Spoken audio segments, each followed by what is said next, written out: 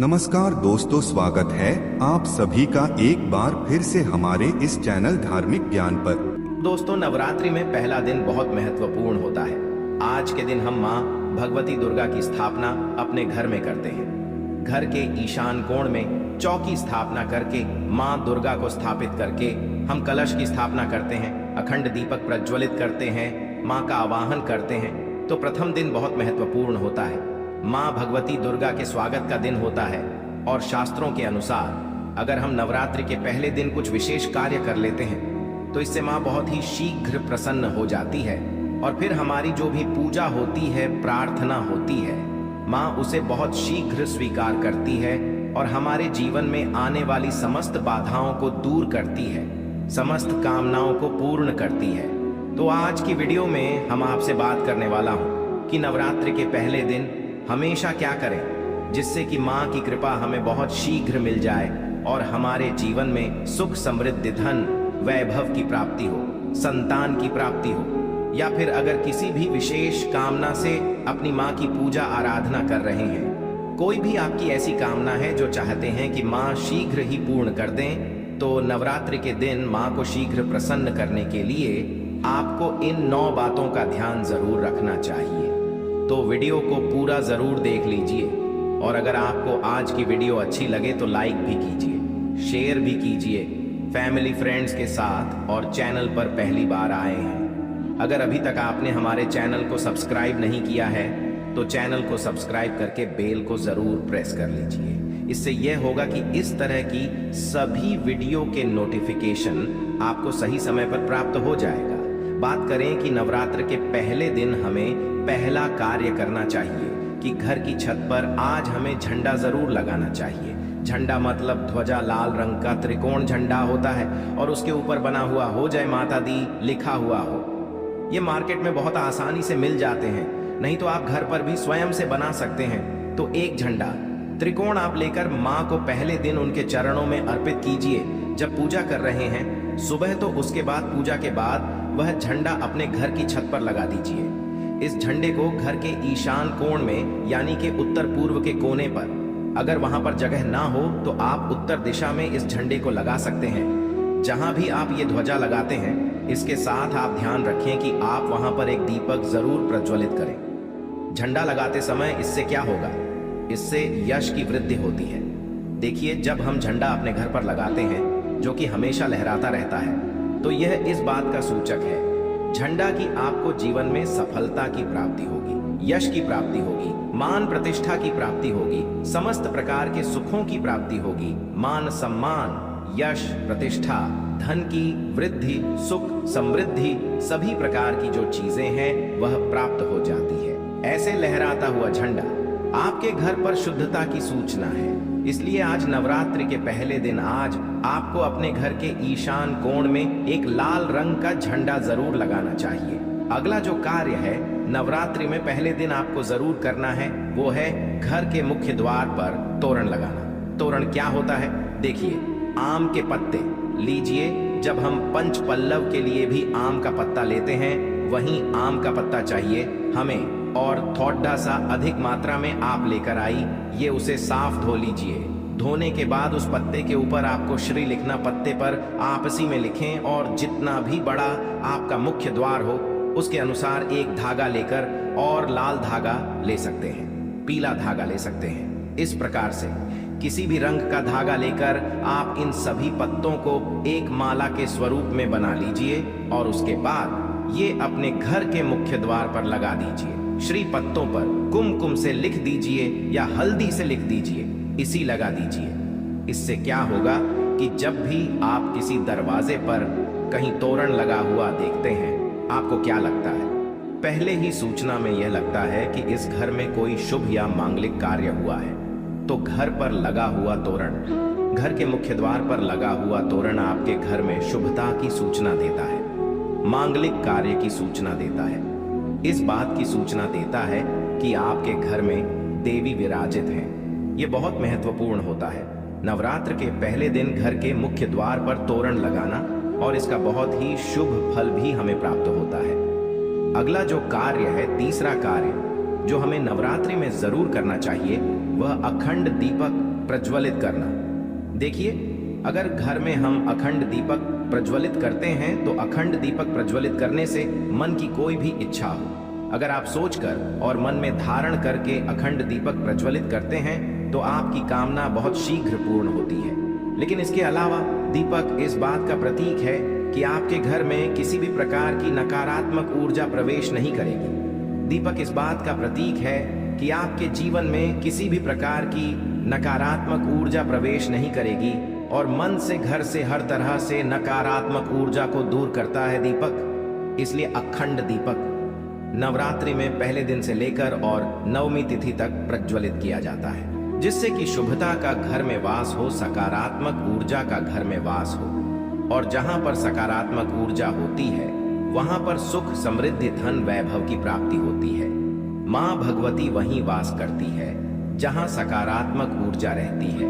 इसलिए हम घर के मुख्य द्वार पर तोरण लगा रहे हैं ताकि बाहर से, मुख्य द्वार से किसी भी प्रकार की नकारात्मक ऊर्जा हमारे घर में प्रवेश ना करे। इसके अलावा जब हम दीपक प्रज्वलित कर रहे हैं तो हमारे विचारों में किसी प्रकार की नकारात्मक ऊर्जा ना हो, इसके लिए हम प्रज्वलित कर रहे हैं।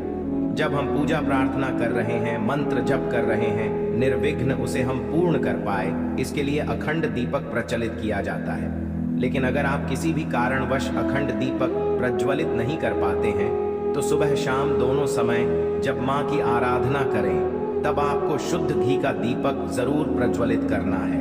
और सुबह शाम दोनों समय अपने घर में लौंग और कपूर की आरती जरूर कीजिए, जिससे कि घर में नकारात्मक ऊर्जा ना रहे और घर में सकारात्मक ऊर्जा का वास बना रहे। अगला जो कार्य है नवरात्रि में आपको जरूर करना चाहिए वह कलश की स्थापना। और देखिए, दीपक में एक और बात का ध्यान रखें, फिर हम कलश की स्थापना की बात करते हैं। दीपक में अगर आप घी का दीपक प्रज्वलित कर रहे हैं तो उसे आपको मां भगवती दुर्गा की मूर्ति के दाईं तरफ रखना होता है। और अगर आप तेल का दीपक प्रज्वलित करते हैं तो मां भगवती दुर्गा के बाईं तरफ आपको तिल तेल का दीपक रखना चाहिए। तो इस प्रकार से दीपक का आप ध्यान रखें। जब भी आप तिल तेल या फिर घी का दीपक प्रज्वलित करते हैं तो उसे सही दिशा में, सही स्थान पर रखना चाहिए। और अगला जो कार्य है घट स्थापना करना, यानी कलश की स्थापना करना। तीखी कलश की स्थापना जब हम करते हैं नवरात्रि में, कलश में हम सभी देवी देवताओं का आवाहन करते हैं। सभी देवी देवताओं का पूजन मां भगवती के साथ ही हम प्रतिदिन करते हैं। इस प्रकार से जब 9 दिनों तक लगातार हम समस्त देवी देवताओं का पूजन करते हैं, घर में आवाहन करके विधि विधान से, विशेष रूप से हम उनकी आराधना करते हैं। क्योंकि जब हम मां का पूजन करते हैं पहले हम कलश का पूजन करते हैं, धूप दीप नए चीजें हम मां को अर्पित करते हैं विधि विधान से, और इसके साथ ही कलश को भी हम इसी प्रकार से अर्पित करते हैं। तो सभी देवी देवताओं की विशेष पूजा हम 9 दिनों तक कर रहे हैं। तो हमारे जीवन में किसी भी प्रकार की कोई बाधा दूर होती है और कोई भी हमारी विशेष काम ना हो तो अवश्य पूर्ण होती है। तो कलश की स्थापना हमें जरूर करनी चाहिए।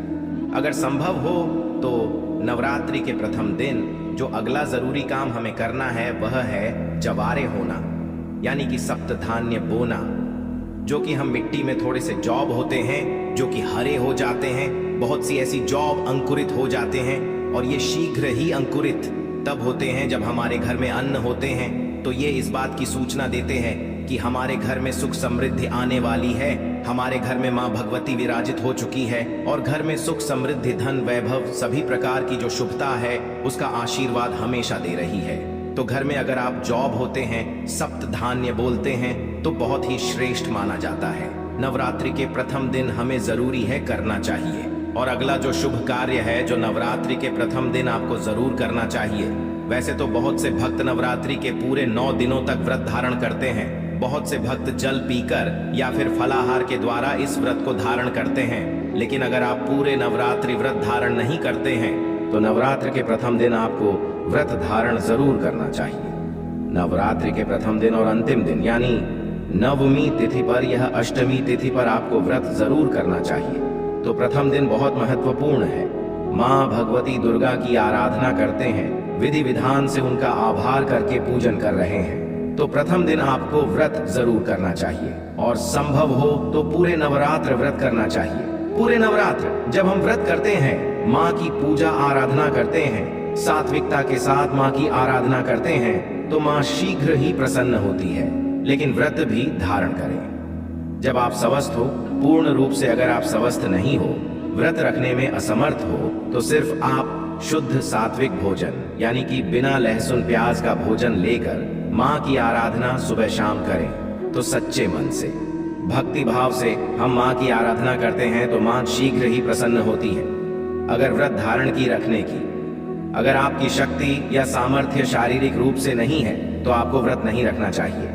लेकिन अगर संभव हो तो पहले दिन फलाहार के द्वारा व्रत धारण जरूर कीजिए।